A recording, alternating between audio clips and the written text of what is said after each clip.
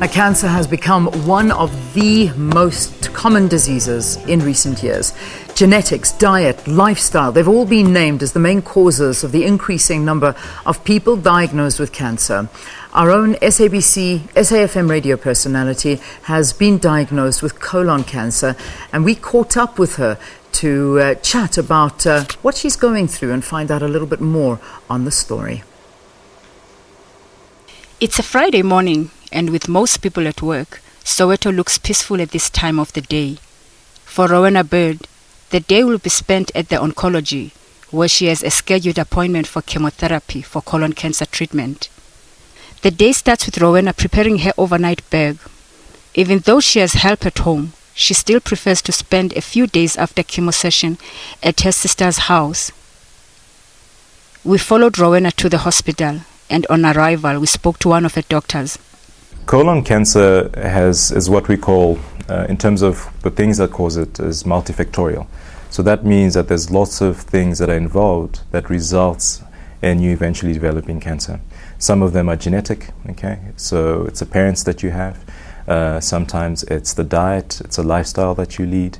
So there's certain risk factors we've definitely identified. So genetics is very important. There's certain familial syndromes that we know about that definitely lead to cancer. So we know that if both your parents or a parent has cancer under the age of 50, you're more likely or at higher risk for having cancer.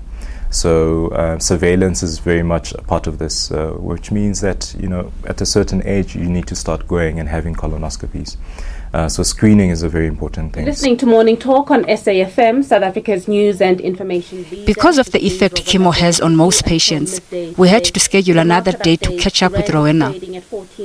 But what is colon cancer and what are the signs?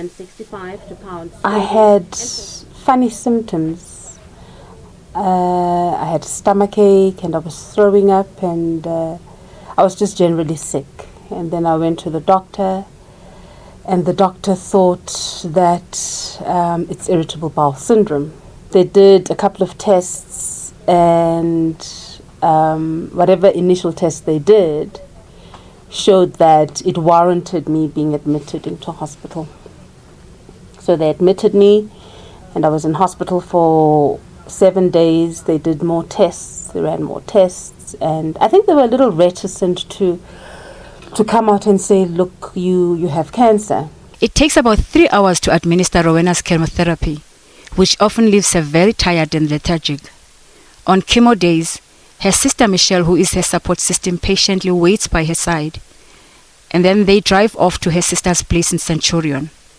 On arrival, Rowena goes straight to the bedroom to freshen up and get some rest before supper.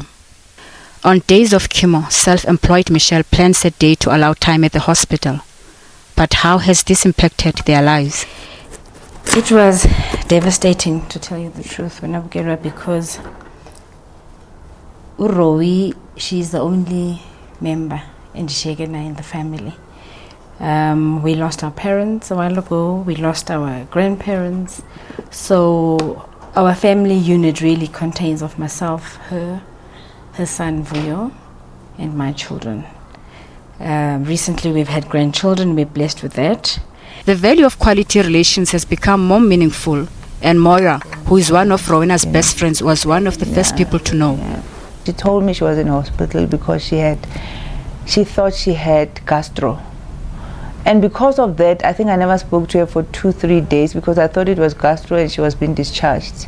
And I think after 3 days or so, she then told us that they have found that she's got colon cancer. And I think for most of us, you actually don't really know what it means until you get into the systems of going to hospitals and listening to what doctors say, and also understanding the impact of it in relation to death in particular.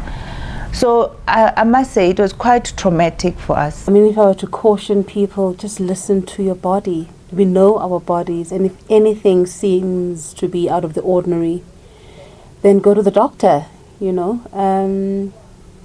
just listen to your body. And don't just think that if you sweep it under the carpet and pretend it doesn't exist, it will go away. It doesn't go away. It actually gets worse. Rowena admits that dealing with her condition has taken its toll in more ways than one. The effect has been physical, psychological, financial, and emotional. But there has been one constant thought preoccupying her mind. I realized that I have very limited time based on what doctors have told me. And different doctors, 3 different doctors.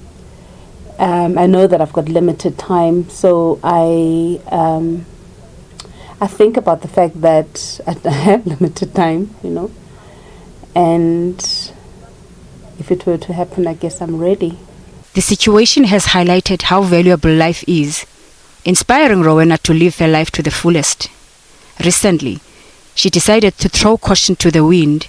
She, together with her sister Michelle and friends, traveled to Phuket and Singapore on a well-deserved break. I appreciate people, things, experiences, life, water, more, and I'm just more present because I'm mindful of the fact that this life is borrowed. It's not ours. It can end anytime. We're not going to make it an issue. Life carries on.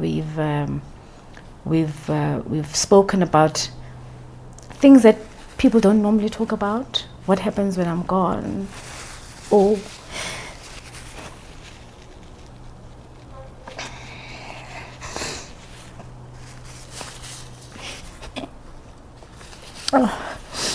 sorry. Or how I would like my own funeral service to be conducted.